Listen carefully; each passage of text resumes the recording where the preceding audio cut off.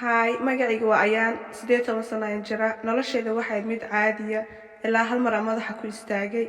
Jacayl, drama, qisaas, khiyaano, farxad iyo mucjiso.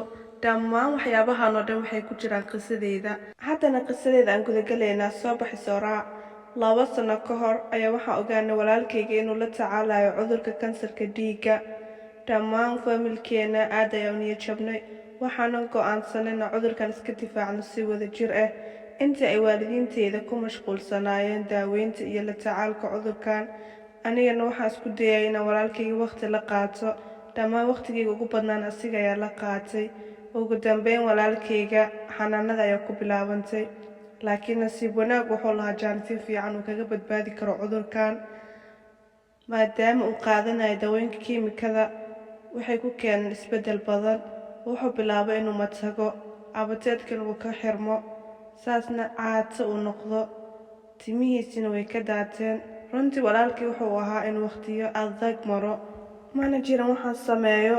11 bilood kadib ayaa waxaa soo hadlay dhakhtarkii walaalkayga, wuxuuna sheegay inuu soo noqday kansarkii, uuna u baahan yahay daawo kale.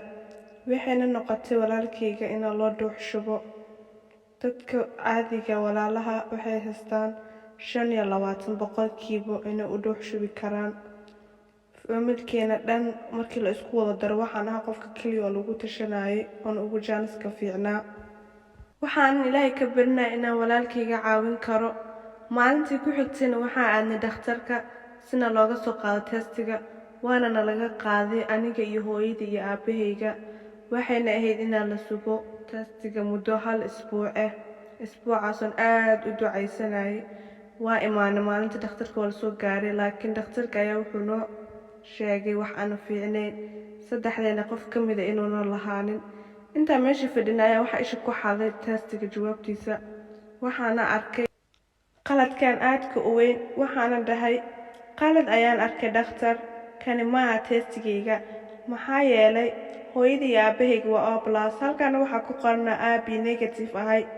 Sida caadigana hooyada iyo aabaha haddii oo yihiin, cunugan waa inuu oo noqdaa. Maxaa qaldan? Aabahayaan u tegay. Waxaana ku dhahay aabakan waxaan ku bartay biology-ga. Kanina ma noqon karo testigayga. Kadib dhakhtarka iga soo dhaxgalay wuxuuna dhahay ayaanay testigu saxsan yahay. Walaalka dhiiggiisuna waa oo sidii uu ahaan lahaa, laakiin kaaga hadalkiisana uu xiray. Sidaa ayaanu ku ogaanay inay waalidkayga ahayn waalidiinteeda saxda ah. Sidaas la mid ah iyagana u shoogeen. Waxaanan aad u sugeynay inta ay ka soo baxayso. Haddii aanan gabdhooda saxda ahayn waxaa jirta hal kale oo fursad. Taasna waxay ahayd aniga markii aan dhalanayay inaan cunug kale liigu kala bedelay oo waalidiinteeda ilmahoodana uu ku korayo famil kale, anigana halkan aan joogo. Ayna u maleynaan ahay gabdhooda saxda ah. Testiga dhiigga wax waliba wuu caddeeyay. Saasay tahayna waxaan sameynay DNA kaasoo wax waliba caddeeyay. Runtii kama fikirayo xaaladeyda. Mar waliba waxaan ka murugeysanahay walaalkayga. Waxaan rajayn lahaa inaan noqdo walaashaada saxda ah si aan kuu caawiyo. Waalidkayga ayaa habeenkii wada hadal ila yeeshtay. Hooyadayna igu dhahday ayaanay xoog ayaan kuu jecelnahay. Gabadheena ayaad ahaanaysaa. Weligeenana gabadheena ayaad ahaanaysaa. Laakiin laga yaabaa inay walaashiisa saxda caawin karto. Waad saxsantiin ayaan ku dhahay. Anigana xoog ayaan ii jeclahay. Wax walibana u sameynayaa sidoo u heli lahaa walaalkii caafimaadkiisa. Nasiib weyn ayaan lahayn. Habeenkii aan dhalanayay waxaa ku dhashay 5 cunug dhakhtarka, 2 gabdhood. Midaas mid ka mid aan aniga ahay, tan kalena ay tahay walaashayda. Waana baxnay, waa raadinay. Maanta wadnaha ayaa xoog ii boodboodayo. Waa maalinka aan la kulmi lahaa waalidiinteeda saxda ah. Ma laga yaabaa inaan la noolaan doono inkastoo yihiin waalidiinteeda saxda, laakiin dad aadan garanaynin markaa ku cusub tahay aad ayay u adag tahay. Kadibna waa soo baxnay, guriga ayaa imaanay. Albaabka ayaana garaacnay. Lugayga ayaa xoog u jareynayay. Kadib si aan u dhicin derbiga ayaan qabsaday. Dhowr mar ayaan ku celinay. Kadib deriska ayaan qaraacnay. Islaan duqa naga furtay. Waana weydiinay cid aan raadinayno. Waxayna dhahday dhimashada ninkeyga kadib meeshan waa ay ka guureen maadaama ay iska bixin kari weyday kirada guriga hooyadeed ayayna ula joogtaa. kadib waxay noqotay inaan raadin adreeska hooyadeeda. waxaana ogaanay inay hooyadeeda ka shaqayso nadaafad ayna u shaqayso meel shirkad ah.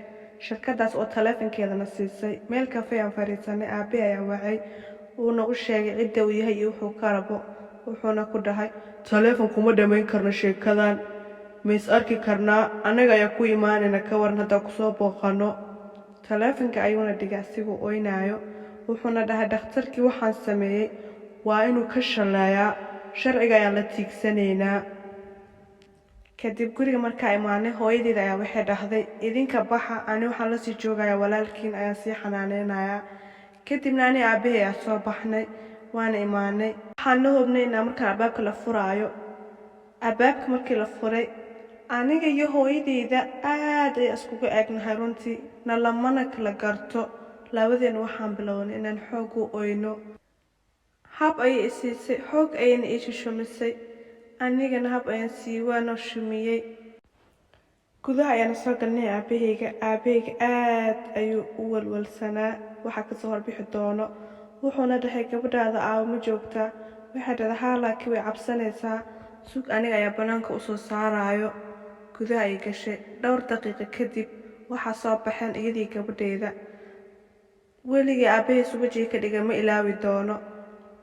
aabbahayga hooyadiisa mar hore ay ka dhimatay, gabadhiisana waxay u ekayd hooyadiisu inta taagan. hab ayuuna siiyey, anigana isoo qabtay, hab ayuu isiiyey. saddexdeenan aad ayaan u ooynay. hadda waxaan leeyahay walaal, magaceedana waxaa la dhahaa Nuura. waxayna xoog ugu eg tahay hooyadii markii qoslayso. waxaan ka wada hooyadeeda saxda ah. kadibna waa soo baxnay, guriga ayaa imaanay. hooyadeeda markii aragtay runtii way iskala garan weyday, dhulka ayayna ku dhacday. hawalwalin xaaladeedu way fiican tahay. aad ayaan u faraxnay, ilaa intii ayaan sii farxeynaa. kadib waxaa lasoo gaaray maalintii labaad. dhakhtarka ayaana loo soo waday. waxaa laga qaaday testigii aan maraynay oo kale. weeg ayayna ahayd inaan sugno. aniga iyo Nuura waxyaabo badan aan iskaga mid ahayn, waqtigana uu cararay. haddana waxaa lasoo gaaray maalintii weyneed. berina waa inaan tagnay isbitaalka. tani waxay noqon kartaa jaaniska ugu dambeeyey walaalkayga. aad ayaan u murugaysnayn. meelahaas 3 saac habeenimo markii ahayd ayaa taleefanka soo dhacay dhakhtarkiisa. wuxuuna dhahay muddo badan inaa sugti looma baahno. Nuura testigeeda iyo walaalkeeda way islahaadeen. xoog ayaana u faraxsanay runtii, laakiin waxaa u malaynaa qofka ugu farxadda badan familka inay Nuura ahayd, maadaama ay 17 sano walaalkeeda ogaatay, noloshiisana ay badbaadisay. waqti badanna nobina may ahayn. kadib waxaa laga qaaday testiyaashii oo dhan iyo dhammaan wixii loo baahnaa. hal bil kadib caafimaadkiisa uu sii socda. haddana waxay ahayd inaan sugno ilaa 20 maalin.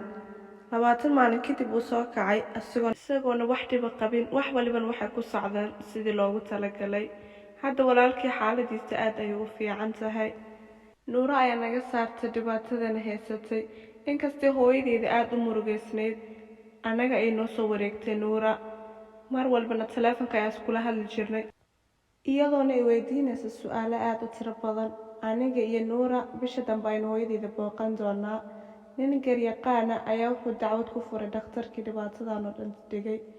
waxaana lagu ganaaxay lacag aad iyo aad u tiro badan, taas ay hooyadeeda ku xalisay dhibaatada lacag la'aanta oo haysatay. hooyadeena waxay go'aansatay inay 3deena waxbarashadeena bixiso. bilowga qisadeeda ayaa waxaan idiin sheegay in jacayl iyo qisaas intaba ay ka mid yihiin.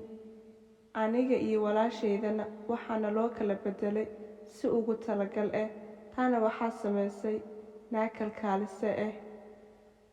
maadaama garyaqaanku sheegay inaan 5 cunug oo keliya ku dhalanay, 2 ka midana ay gabdho ahaayeen, ugu talagal ay wax kasta ku dhaceen. 2 naagood mid ka mid ah ayaa aabahayga wax kala dhaxeeyay. kadibna aabahayga ayaa way qiyaameysay. kadib aabahay markuu ogaaday waa uu ka tagay. muddo ayayna ka daba cararaysay inuu u sheegaysana wax walba hagaajin doonto, laakiin aabahayga dheg uma dhigin. muddo ka bacday aabahay dhakhtarku ku aragtay wayna soo xasuusatay dhammaan waxyaabihii uu ku sameeyey iyo siduu uga tegay. Waxayna ogaatay in aniga gabadhiisa ahay. Sidaas ay nagu kala bedeshay anigii walaashayda. Kadib markii maxkamadda la hor keenayna wax waliba way qaratay. Waxaana lagu ganaaxay 11 sano oo xadhig ah. Runtii tani waxay bedeshay 6 qof noloshooda kaliya marka la tiriyo waalidka iyo caruurtooda. Waxaan u maleynayaa inay mutaysatay. Waad ku mahadsantahay waqtigii daawashadaada. Qisadeena maanta intaan ay ku ekeyd. Videogan ilaa like saartid. Videoga xiga noo ballan insha Allah. Wassalaamu calaykum.